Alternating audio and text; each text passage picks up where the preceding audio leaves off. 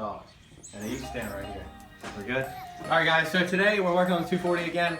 Last video you saw me pull the interior out completely in the car, but we figured we'd get a whiteboard like I said I wanted to do, and I'm going to write down everything that I know in my head right now that needs to be done to the 240's chassis, along with buying the engine, selling the engine, and some of the previous stuff we did. So we're going to go ahead and do that real quick, and then we're going to get started on the video.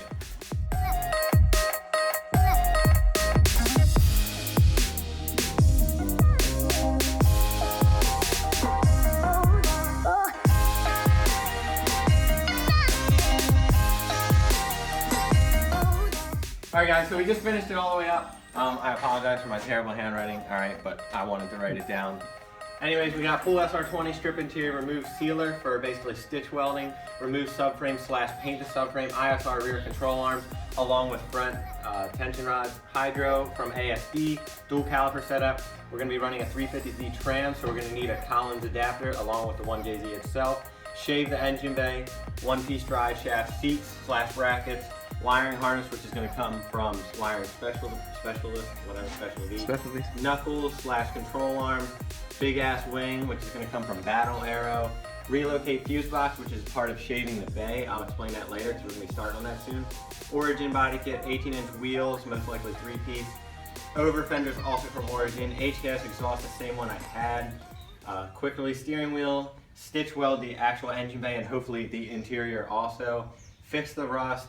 Pads / rotors from EBC, engine install / trans, Greddy rear diffuser, front mount intercooler, wideband / coolant temp, along with a bunch of other gauges. AEM ECU, along with a dyno tune, injectors, most likely 750 cc's, downpipe and custom test pipe and all that. I'm sure there's 100 more things we could do, but I can't think of it right now. But today, well, we got to finish up on the 240. You guys saw last video. Oh shit, I locked my doors. Last video we pulled most of the interior out, but today we got to finish up getting some of like the heater core stuff out. And then we're going to end up hopefully taking out this massive pole right here that helps hold your dash up so we can pull the carpet completely out of the car so I can see what this rust looks like on the inside on like the floorboard and stuff and see how bad it is. So we're going to get started on that. The first thing we're going to do is try and remove this bar, and then we're going to take the passenger airbag out and then try to pull the ECU and the wiring harness back through the firewall so I can give it to the kid I sold the SR. Get the get the regular e-brake out, and we should be pretty good, and we'll see where we're at with rust wise and hopefully start stitch welding. Alright, so a quick little update. Zach and Molly are watching YouTube. I'm trying to get this bar out, and I pretty much got everything disconnected all the way around. I just got to pull these little clips off for these wires, and then it should be ready to pull out. I don't know if this airbag unplugs.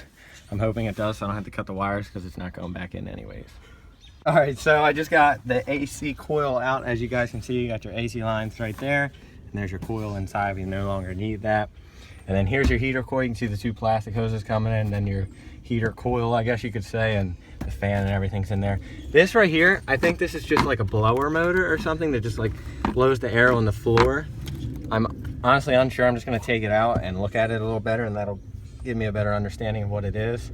But that's pretty much it for what's going to go on here. I need to block this off so I can mount my fuse box right here, but let me pull this out first and figure out what that is. Alright, so everything's disconnected. It got the chassis plug disconnected and the ECU. So we just got to push the engine harness back through the firewall. Should go pretty easily. Just trying to do it all correctly and not break any plugs.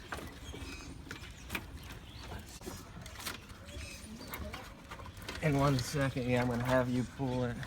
See if you can kind of wiggle it. Just don't really put too much force on it, because this is the big clump right here that I'm trying to get through now. Hang on. What's going on? We got a plug in the bottom.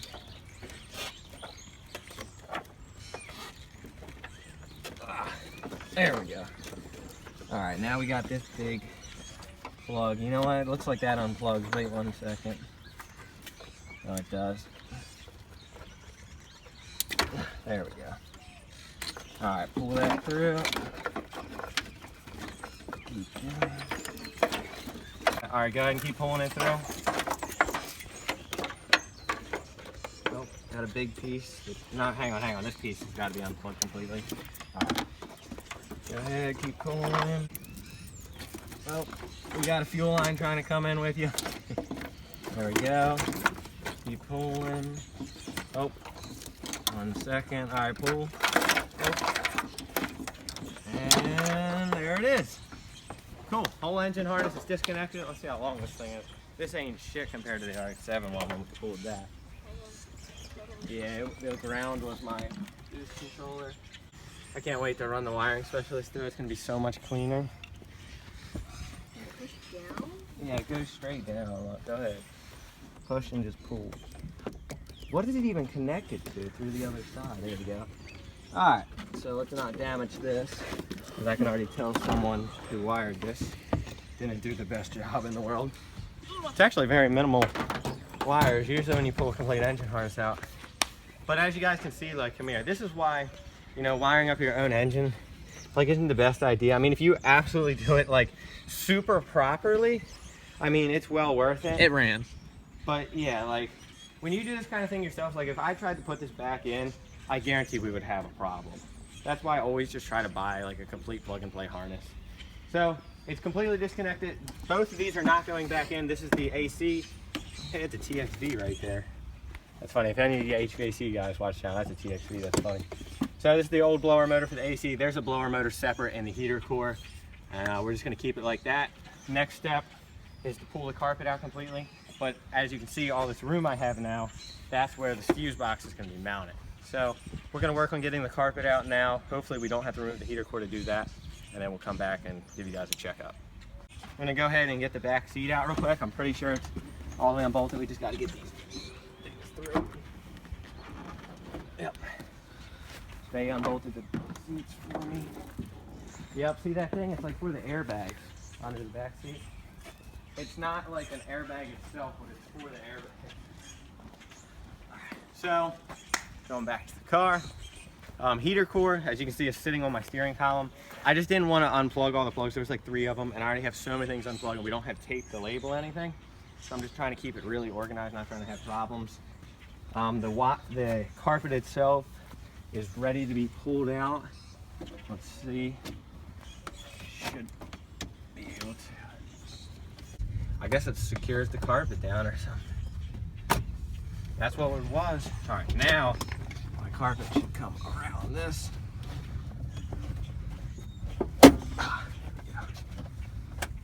Now we got the bolt, that bolt, get it off of there, little clip on the back.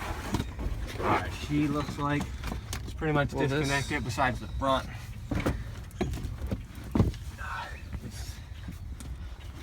Straddle it. Rattle, boy! There we go. Alright, I never fucking vacuumed it, but oh. You're like the carpet genie. Remember that? Ow.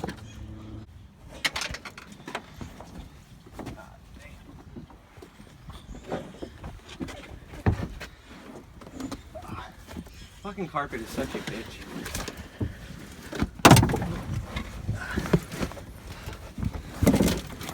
Oh, don't pull those wires. I'm not. Alright, go ahead. Oh, hang on. Oh. Airbag. There it is. Alright, hang on, there might be nails in that, so don't try to her screws. Cool. I like the color on the inside, it's kind of cool. I wish my paint was that clean. Get the vacuum. Yeah. Alright, so next step, clean up the carpet, clean up the interior. I think that deadening up front What is that? pulls right off. Yeah, see. So we're going to probably end up taking all that off too. And yeah. Cool, we'll be right back. This is the main reason we pulled my carpet, to fix this rust. Holy shit. That's... Yeah, but that's the only spot on the car. Over there is good. That's why I pulled it, because this side right here, all it needs to be fixed. Hey, at least the sound deadening's coming off easy. You don't even need dry ice. Well, we're gonna need... Yeah, that's it was for the rest. Yeah, the water was probably taking away it. Yeah, we're gonna have to cut that out. That's why my fucking seat brackets didn't line up. It's Weight down. Cool. Well, that's good. Cool. We're gonna be fixing that. No, I'm glad to know. I want that fixed. Yeah, dude. You can see the rust right here, and then it ends in the middle at the pinch weld, and then it starts again over here. So we're gonna be fixing all that. That ain't that hard at all, honestly. Cut a square out. Shout out to the LZ BMX shirt on Zach. Yeah. All right, so I'm gonna unplug this heater core actually. Before we end today's video, I figured we'd show you the complete body kit. I'd like to put the side skirts on, like just tape to show you guys what they're gonna look like, but I can't because I had to unbolt mine. I just don't have time today. Here, I'll get the rear bumper. So as you guys can see, it hasn't even been used at all. It doesn't even have the holes drilled. Jesus Christ, I stepped on my headlight. You can't because my side skirts are in the way. You can put it on yours or in the side skirts. Let's put the bumper up against it. Mine? We did. It doesn't work. But yeah, there's the rear bumper. I love that. That's the exact rear bumper I want for mine, just the Oregon kit. I love the bottom lips all the way around. That's my favorite. Yep. You just got to have wheels and coils first because you're not being a racer. Hell yeah, I love the bottom lip. Those are so cool. I can't wait to have that. Yeah, it just needs to be sanded down. It's just a mark. Huh? I don't know, but I am. Hopefully. I hope her car's cleaner than mine. Cool. So I just wanted to show you guys like the body kit and how clean it was because it's never been used besides the front bumper. So you can see some stuff. I mean, to be honest, if we need to get her a new front bumper, we will. But yeah, so this is what happened with the 240s. It's finished product for the day. Got the heater core all out. The AC stuff isn't going back in, but the heater core is. We gave it a quick vacuum. Next video, we'll probably be getting the sound deadening out. So yeah, definitely look forward to that, and also fixing that rust hole, which shouldn't be too bad. All right, guys. So first off, God damn it. Why does every YouTube viewers and certain people have to escalate things? Okay, yesterday's video, I have to edit it again, the ending, which I'm doing right now, because a bunch of people are saying I was calling out Caleb Quambeck. I was not calling out Caleb Quambeck in any way. I just literally named those parts because they were on the top of my head. And I mean, I wasn't thinking of him in any way. I just, you know, I'm just trying to promote positivity in the drift scene. And it does seem like I said it directly towards him, and I just want to directly apologize over a video so all the viewers can see, and directly apologize to him through social media because I think he lives like 10 hours away. I watch all of his videos, so that's why I was like completely like, what the fuck? Like, I don't want this man to hate me. I don't want any hate towards the channel. You know, I watch all his videos. I could name like all the parts on his car because I honestly do watch his videos. And then I saw people were hating that, you know, because he was paying someone to basically build his car. But there's a difference between my car getting built in this garage and his car getting built by a professional company. My car is going to come out strong and great and function probably almost the same, but his car is going to be down to the millimeter, fabricated 100% properly, spec cage, all basically 100% better than mine. You know, I mean, there's no ifs, ands, and buts about it. But you know, I just can't afford that. All right, I'm not hating on anyone, but his car will come out better than mine in the functional fabrication. And also, he's building a full competition car. Doesn't he want to go in like FD or something? I don't know. So his car is definitely going to be like full FD legal, guys. I told you, I'm all about street drifting. I never really plan to get big at the track. Honestly, I just want to do them fucking 70, 80 mile an hour Japanese people, Tokyo guy entries, and it's just starting to rain. On the streets though. I want to do that shit. Like I could give a shit about the track. I want to go on the street and fucking come into an exit ramp at 70, 80 mile an hour before this YouTube eventually ends, because one day YouTube is going to end. But I just wanted to say I'm sorry and redirect you guys in the right direction because you went in the wrong direction. So anyways, guys, thanks for listening to me. And once again, definitely check out the link in the description for the vape store. You guys actually increased his sales a lot, which helps me. And he actually really appreciates it because that is a local family member to me. So I do appreciate it, and so does he. He wanted to say thank you and keep doing them business, and it helps me out. We're going to get this car done faster, and we're going to do them 70 mile an hour entries. And ignore that airplane, and we'll catch you next time, guys.